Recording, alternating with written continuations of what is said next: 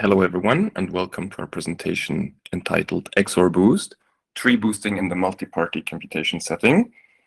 The presenters are Marc Desgroseilliers and Marius Vuy, and we both work for a company called Infer that is US and Switzerland based. So, a small overview about this presentation. First, we're going to talk about tree-based learning. So people that are already familiar with that, it will be more like recalls. Then we're going to explain how we adapted this to the MPC setting. And in the end, we're going to show some benchmarks and results. So what are our model assumptions? So first of all, we have a passive security model. So the honest and curious security, meaning that all the participants, they faithfully execute the protocol, but they still try to learn everything that they can from the information they're given. We have full threshold security. We assume that the number of players is rather small, let's say not more than 9-10 participants. And we do support both horizontal and vertical stacking of the input data, and even a combination of both. So, a small reminder about tree-based learning. Suppose you're given a data set X.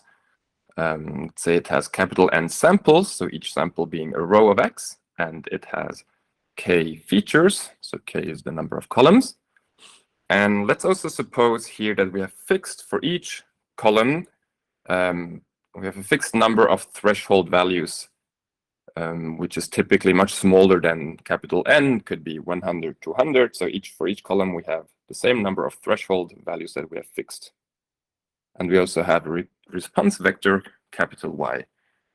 So a tree is basically a function from R to the K to R, which is evaluated in the following way. So let's give it a little x. So this is a sample, a row of capital X. You would first take its J1th coordinate and compare it against the threshold T1. If the predicate is satisfied, you would go to the left. Otherwise, you would go to the right, and then you would say evaluate the J2's coordinate of X against the threshold T2. And then depending on the outcome, you'd go to the left or to the right. And those WI's, these are scalars. So this would be the value or the evaluation of your function. So obviously, a tree could be much larger than this, could be quite asymmetric in case it got pruned. And you should also keep in mind that you can have several trees. You can then evaluate them individually, and then your RK to the R function would just be the sum of these values of all the evaluated trees. So let me talk a bit about XGBoost, which stands for Extreme Gradient Boosting. First of all, why are we interested in this algorithm? Because it kind of it got quite popular by winning a couple of machine learning competitions. So people are quite interested in this algorithm. What is the objective? So let's say you have a loss function, which comes from the task you want to achieve. Could be regression, or you want to do classification. And you want to determine trees, you want to grow them, we say, in order to minimize this loss function. And what does boosting mean? So unlike random forests, where, for example, you would grow several trees simultaneously, in boosting, you do things successively. So your model is always a certain set of trees, and once you have determined the tree, you would add it to your model, and then it would not change anymore. So first you start with 0 trees, you grow 1 tree, you put this tree to your model. Then you start growing a second tree, and you would add the second tree to your model, and then this doesn't move anymore. And given a fixed model, which is the tree that you would add to your model? Well, the one that yields the largest loss reduction, obviously. And so we do so by determining all these J and T values of an approximation of your loss function. So obviously this rings a bell. That is nothing else than a second order gradient descent that we do in order to determine J and T. And a bit more precisely, what does that mean for a given node? So as we said, we have number of features columns. And for each of those columns, we have a fixed number of thresholds, so typically 100, 200. And for all of these candidates, we compute the loss reduction that one would obtain by choosing this split. So by split, we mean J and T. And since we do a second order gradient descent, we have a closed formula for the weight, so these W's that you would attach to each split, which gives you also a closed formula for the reduction of the loss. So you can really compute this explicitly. And then we determine J star and T star that maximize this loss reduction. We do so by an oblivious argmax algorithm. And then we're going to determine amongst all samples in the node which ones do satisfy the predicate xj star less than t star. For those who do satisfy, we send them to the left child. For the other ones, we send them to the right child.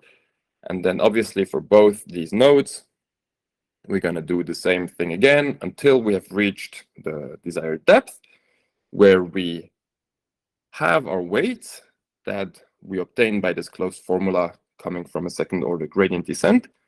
And then we're done training. So now my colleague Mark is going to tell you how we adapted all those ideas to the MPC setting.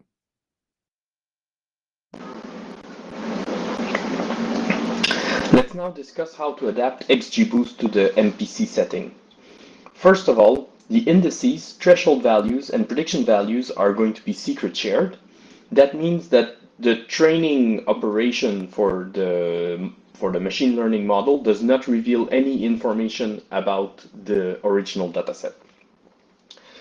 Threshold candidates, so these T values, are obtained by a sorting algorithm and extracting specific rows. I'll go into a bit more detail on the next slide.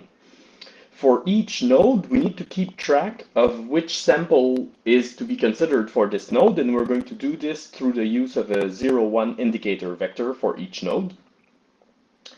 We fully grow the tree to full depth, so the depth is a parameter of the algorithm. We grow the tree fully, and then we have a procedure to obliviously prune the predicted values. So we prune the branches of the tree and adapt the predicted values to if the branch is pruned or not.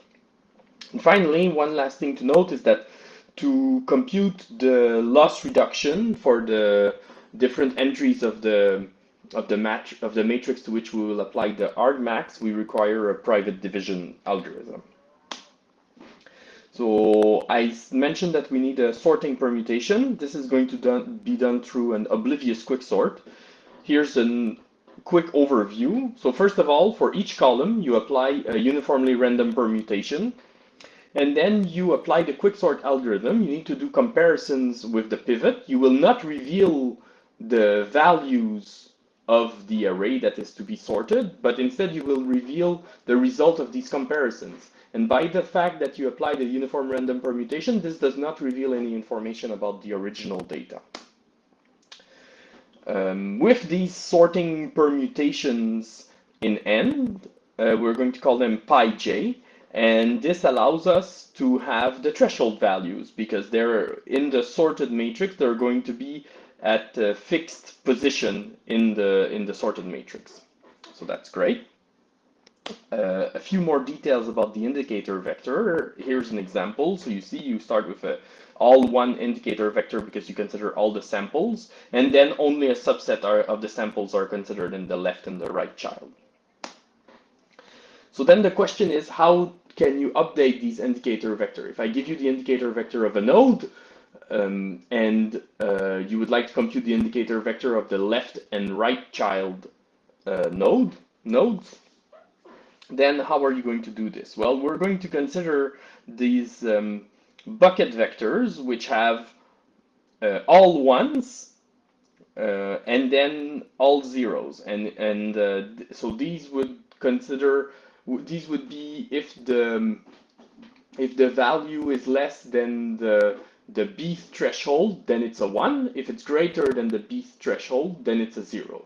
And if you think about it, if you have the J star and the T star, the entries that need to go left, those that satisfy the predicate, they will be exactly pi j inverse of the BVB. So you apply the inverse of the sorting permutation to this bucket vector, and that's going to be the trick. That's using this vector. This is what is going to allow us to update the instance vectors, the indicator vectors.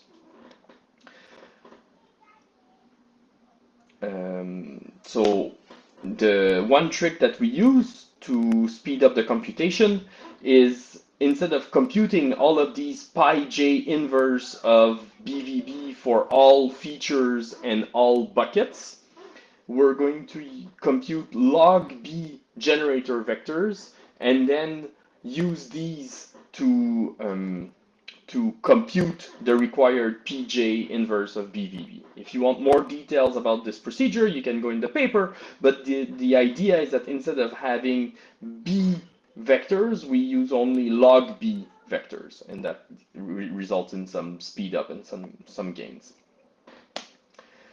And so finally, some benchmark data. So you can see if you, here the results are for the wall time and for the memory according to the dataset size.